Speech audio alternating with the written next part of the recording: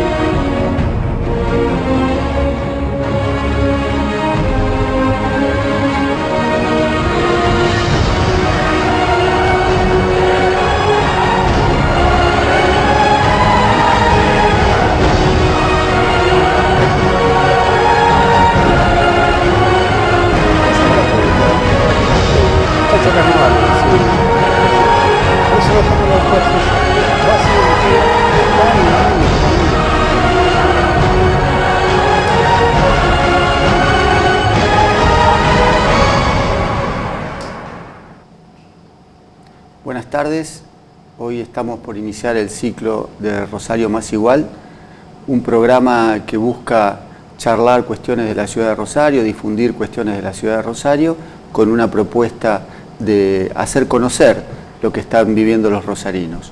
Por una cuestión de circunstancial, que estamos en una campaña política y yo voy a ser candidato en esta campaña, yo voy a dejar la conducción en manos de un periodista amigo, Alejandro Giacoponelli, pero bueno, luego de la campaña electoral ya participaremos activamente en el programa. Fernando, muchas gracias por esta posibilidad que nos das a Chacho Carnavale, que produce este programa, y a mí en acompañarte en este proceso en el cual de una u otra manera vamos a tratar de reflejar de manera, a través de este medio, todo lo que ustedes van a ir percibiendo en esta realidad de la política. Lo que sí te quería empezar a preguntar sobre estas imágenes que estuvimos viendo en la presentación, cómo fueron tomadas, en qué contexto.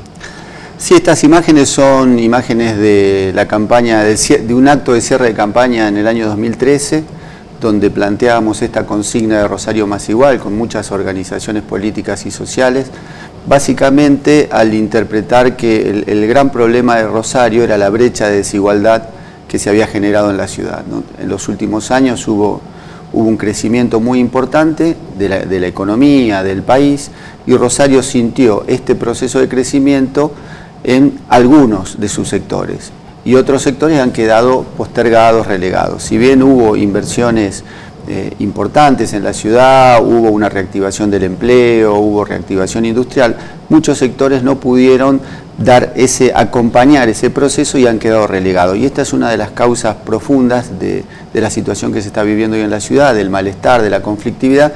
Por eso la idea de hablar de estas cosas para nosotros es esencial para llevar otra mirada, ¿no? Llevar la complejidad que genera esta problemática y bueno, así que por eso hicimos en el 2013 esta campaña que se suma a todo un proyecto comunicacional que iniciamos unos años antes con un programa Distrito Cero, donde tratábamos de llevar también recorrer la ciudad en aquellos lugares no conocidos o las experiencias de vida no conocidas normalmente por el rosarino, y nos íbamos metiendo y recorriendo lugares de la ciudad donde decíamos no llega al distrito, el lugar donde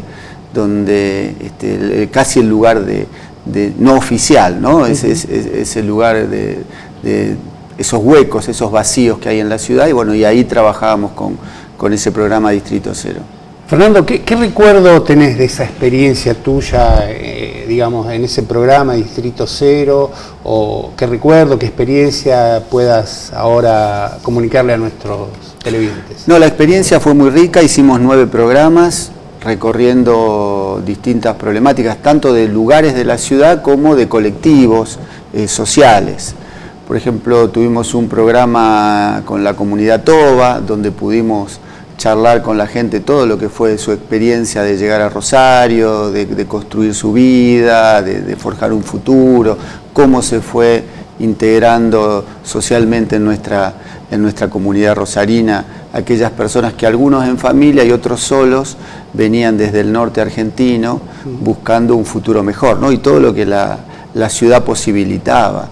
Esa fue una experiencia muy, muy rica en ese programa porque, bueno, escuchar de boca de los protagonistas todo lo que les pasaba, ¿no? Todos los sentimientos, las ilusiones, los problemas, los inconvenientes, pero te da una mirada de la ciudad mucho más rica, donde decimos, bueno, Rosario sigue siendo una ciudad de inmigrantes, no solo por aquellos inmigrantes del siglo XIX y principios del siglo XX, inmigrantes europeos, asiáticos, sino también sigue siendo una ciudad de inmigrantes también de otros lugares de la Argentina, ¿no? Y latinoamericanos también. Por supuesto, latinoamericanos.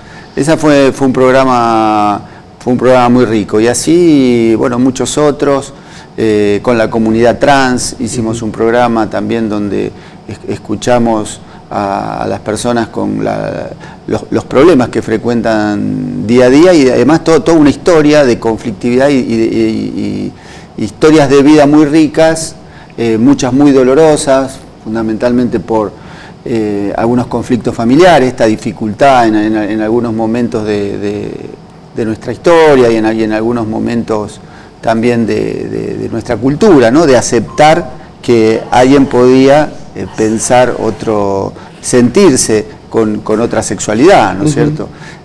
Así que bueno, también muy rico, y en cada historia hay aspectos positivos y aspectos dolorosos, ¿no? Durante este ciclo vamos a hablar de esa experiencia y de algún recuerdo más, y a lo mejor a traer alguna imagen de esto que fue experimentado por ustedes. Pero si me permitís, nos volcamos directamente a la política. El 1 de marzo, la Presidenta de la Nación inauguró las sesiones ordinarias en lo que será su último mandato.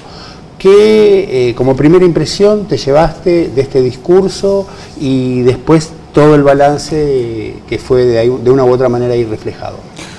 Bueno, creo que hay dos o tres hechos en el día de ayer que creo que van a marcar un poco los próximos días, los próximos meses, o quizás lo que va a ser este año, ¿no? Veníamos de un diciembre tranquilo, de un diciembre con un nivel de consumo récord en el país, donde todas las predicciones de conflicto social no se habían dado, ¿no? Había todo un diciembre de buena onda, por decirlo de alguna manera. Esto hacía prever un enero también, ¿no? Con la gente yéndose de vacaciones, con la gente contenta y esperando disfrutar del verano.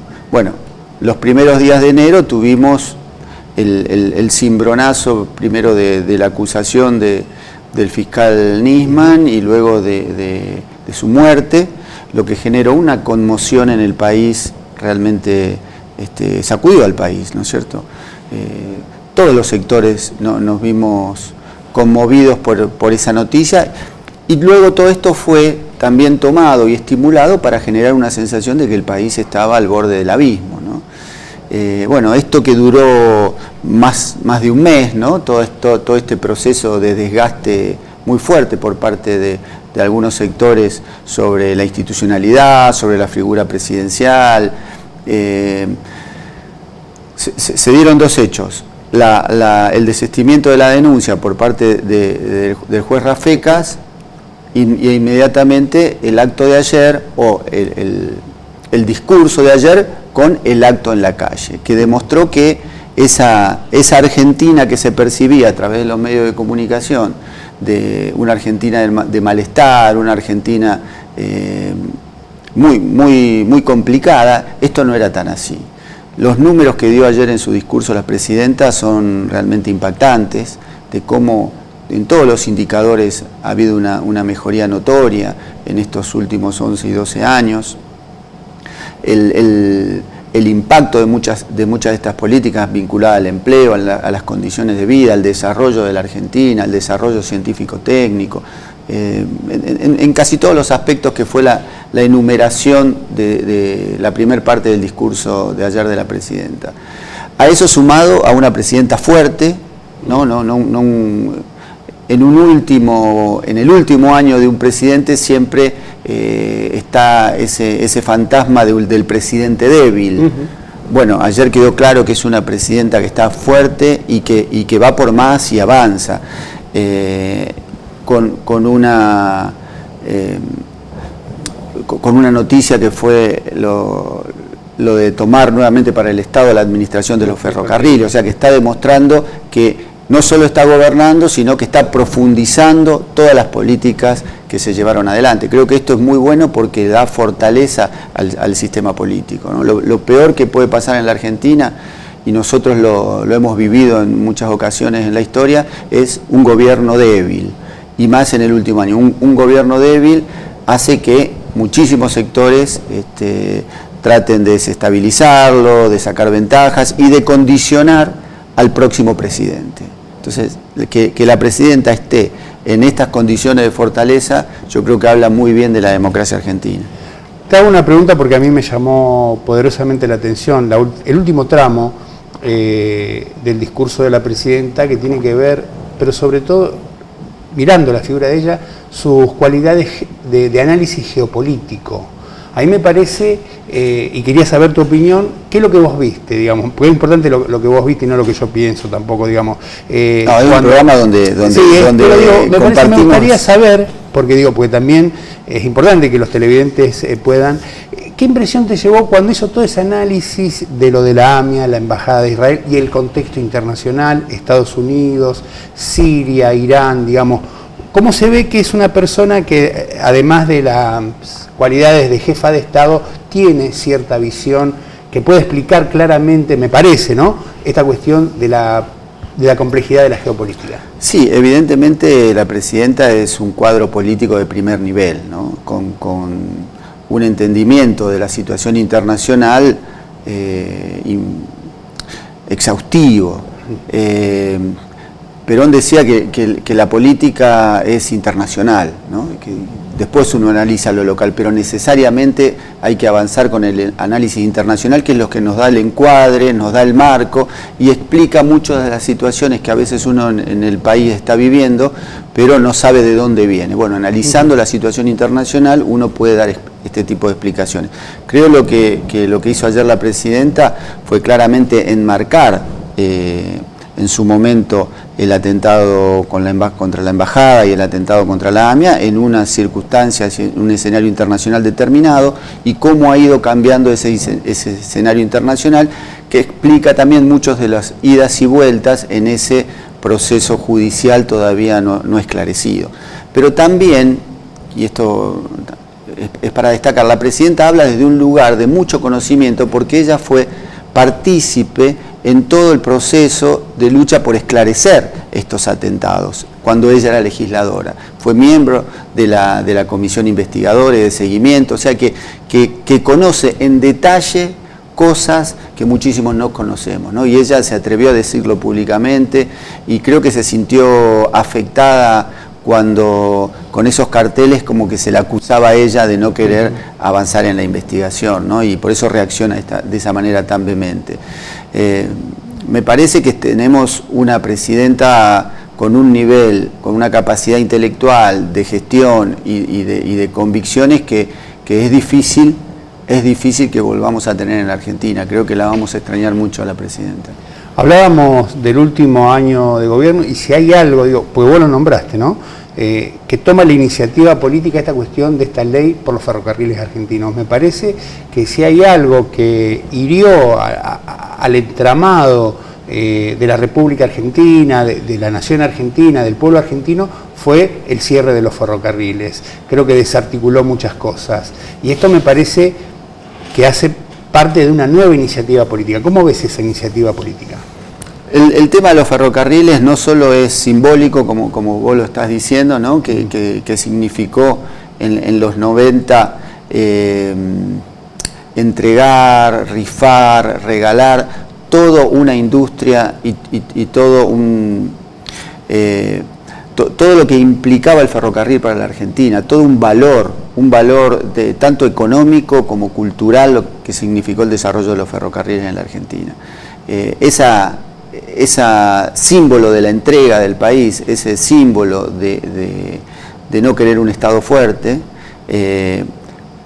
si bien la presidenta viene dando señales en ese sentido, bueno, ya se había tomado la administración de algunos ramales ferroviarios, se había avanzado con lo de YPF y toda una serie de políticas de recobrar soberanía por parte de la nación y de instrumentos que hacen a mejorar la calidad de vida, porque esto lo dijo la presidenta ayer. Esto no es una cuestión de nacionalismo, es una cuestión de que sabemos que tomando nuevamente el Estado el control de la administración de los ferrocarriles, se va a administrar mejor, se va a generar más empleo, más inversión, ¿no? Entonces, esto implica, en el momento de finalizado, o en los últimos años de finalización del mandato de la presidenta, seguir profundizando esto implica que vamos a un proceso mucho más largo que no se agota con la presidenta de la Nación, ¿no? Porque yo creo que si hoy medimos las encuestas,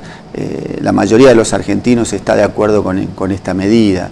Creo que se va haciendo carne en la cultura argentina esta idea de un Estado fuerte, de un Estado que busca soluciones, un Estado que avanza en algunos sectores económicos cuando los privados no tienen la vocación de avanzar. Bueno, creo que implica eso, que nosotros decimos vamos por más, ¿no? Y así que bueno, estamos muy contentos con este proceso. Fernando, si te parece, vamos a ir a un corte y cuando volvamos ya nos vamos a inmiscuir con la cuestión local y sobre todo con la cuestión de las PASO, algo que te tiene como protagonista. Así que vamos a un corte y cuando volvemos continuamos. Muchas gracias.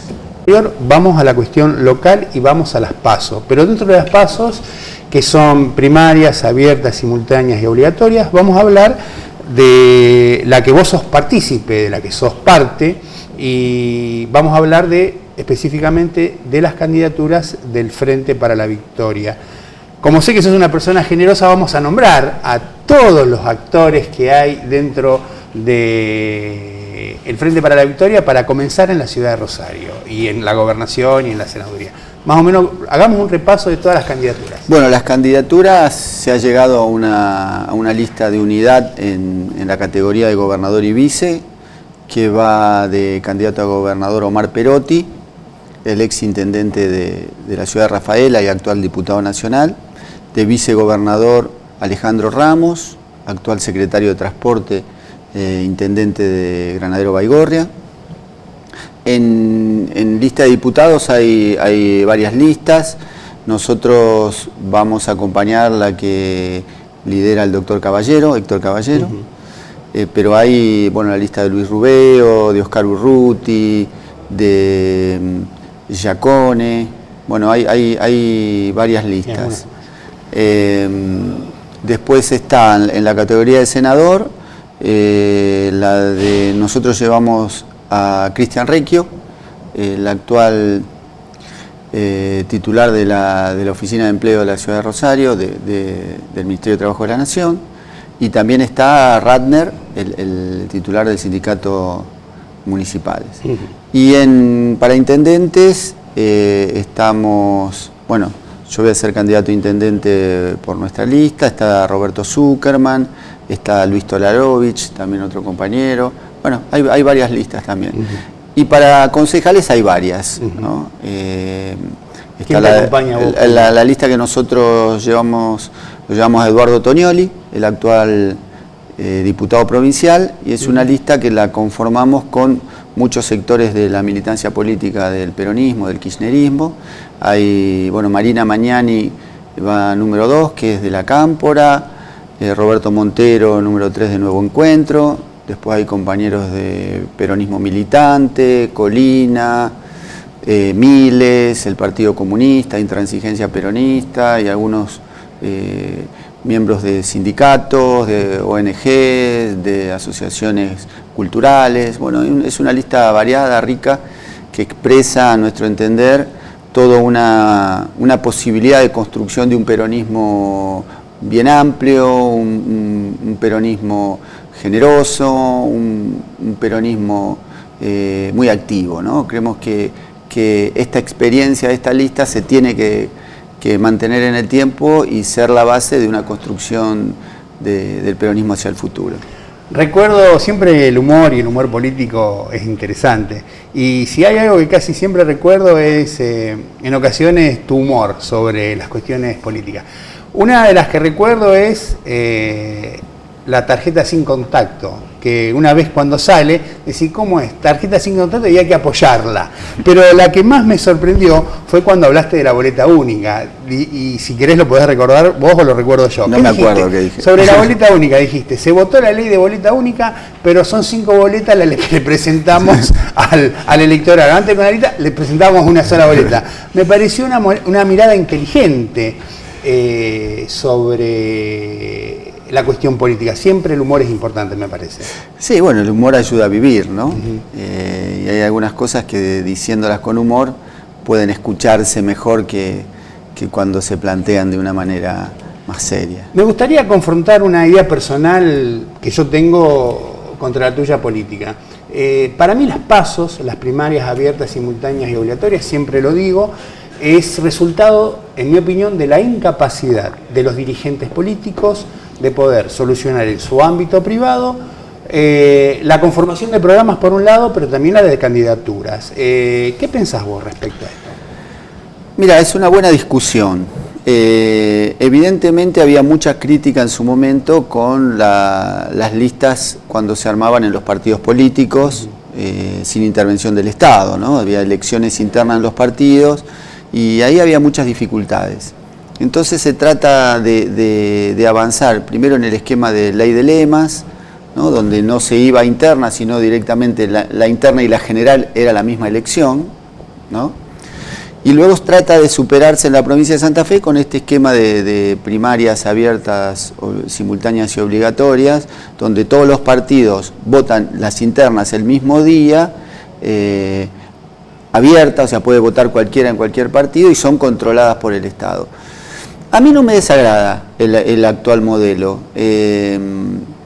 Sí, sin duda, son modelos que no apuntalan o no favorecen la participación y la organización interna de los partidos políticos, ¿no? ¿Por qué? Porque cuando las internas eran dentro de los partidos políticos exclusivamente, había toda una vida política dentro de los partidos. Hoy eso es prácticamente inexistente. ¿Por qué? Porque se espera este momento donde vos no solo haces política con los tuyos, sino haces política con todo el electorado. Entonces, y yendo a tu pregunta sobre las PASO que vienen ahora, son como dos elecciones en una. Uno, por un lado, está disputando con sus adversarios dentro del mismo partido, pero también está tratando de llevar su mensaje al electorado en general. Entonces, impactan, evidentemente, los sistemas electorales impactan en las prácticas políticas. Y bueno, cada uno tiene su lado positivo y su lado negativo. Tengo una pregunta, ¿por qué creéis que a nivel, y hablando de ejecutivos, a nivel de gobernación se logró una lista de consenso, de unidad, y no pudo lograrse a nivel de intendentes? Bueno, se venía buscando, algunos dirigentes provinciales venían sosteniendo que no era bueno hacer una elección interna a nivel gobernador, porque esto había quedado como, por la experiencia de las últimas elecciones, el que ganaba no necesariamente después tenía los votos del que perdía, ¿no? Esto fue una lectura que hicieron algunos dirigentes provinciales. Yo no estoy de acuerdo con esa lectura, yo creo que las elecciones siempre son buenas. Después, por supuesto, el que gana tiene que tomarse la tarea y el trabajo de sumar a los que perdieron, que es una tarea de contención, de apertura, de convocarlos. Pero yo creo que las internas son buenas, movilizan a la militancia. No me parece bueno llegar a unas PASO sin ir a interna, con un candidato único. Y por eso en la ciudad de Rosario nosotros decidimos dar la pelea interna, porque tenemos algunas diferencias con los otros candidatos, tenemos nuestra mirada particular, tenemos una experiencia de construcción política que nos parece legítimo revalidarla en una elección. Entonces, para mí son saludables las internas. No me parece saludable buscar y forzar las listas de unidad. Cuando se da espontáneamente, porque hay una figura destacada que todos coinciden, bueno, está bien, acompañamos, pero no me parece bueno forzar las listas de unidad.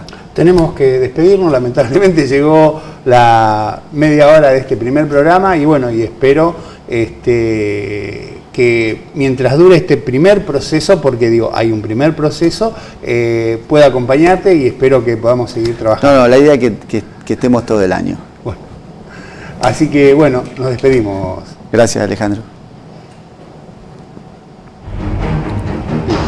Bien, salió bastante bien el programa, parece que sí. Hay que verlo, a ver, acá sale esto, a ver. Había que, sí, de última, de última. Nosotros somos la última. No soy el único,